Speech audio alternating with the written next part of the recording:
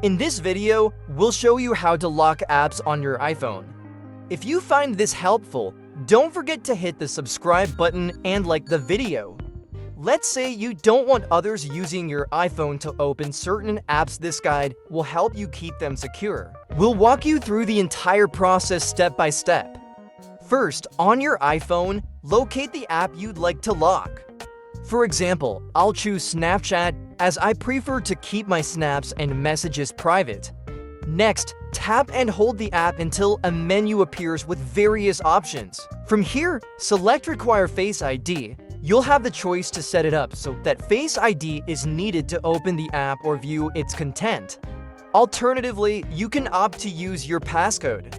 In this case, I'll choose Face ID, meaning I'll need to use it whenever I try to open Snapchat. If you prefer, you can enter your passcode instead when accessing the app.